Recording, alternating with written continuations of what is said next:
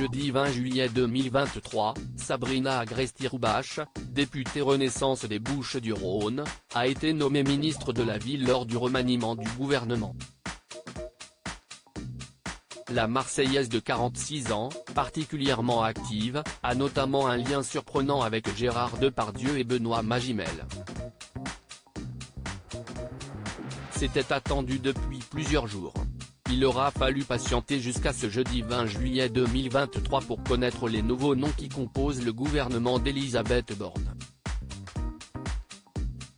Alors que Pape Ndiaye quitte le navire, remplacé par Gabriel Attal au poste de ministre de l'Éducation nationale, Adrien Rousseau, ancien directeur de cabinet de la première ministre actuelle, prend lui les rênes de la santé.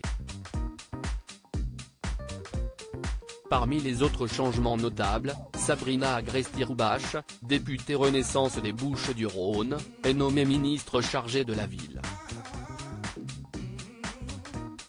La Marseillaise, régulièrement proche de Brigitte Macron depuis leur rencontre en 2016, a également auparavant été conseillère régionale de la Provence-Alpes-Côte d'Azur. La femme de 46 ans, originaire du quartier populaire Félix Piat, dans le 3e arrondissement de Marseille, a su progressivement se faire une place de choix dans le paysage politique phocéen.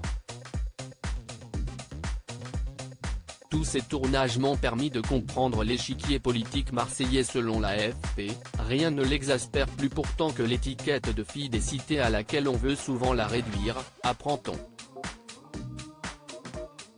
Je ne suis pas parti de rien, ce n'est pas vrai, j'avais des parents formidables, qui travaillaient, on n'a manqué de rien, expliquait-elle toujours auprès de l'AFP, avant de tout de même confier, ce que j'ai construit en 25 ans, si j'étais né dans un milieu favorisé, j'aurais mis 10 ans. Mais la nouvelle ministre ne s'est pas cantonnée au paysage politique. Elle a également eu un rôle à jouer dans un tout autre domaine, la production de la série Marseille, dans laquelle on retrouve notamment Gérard Depardieu et Benoît Magimel. Et ce, en prenant notamment en charge la régie locale de la série. Tous ces tournages m'ont permis de comprendre l'échiquier politique marseillais, de comprendre pourquoi les sociologies ont changé, livrait-elle une nouvelle fois auprès de l'AFP en 2022, celle décrite comme une femme de réseau bien implantée dans les milieux économiques locaux. Une femme donc aux multiples talents.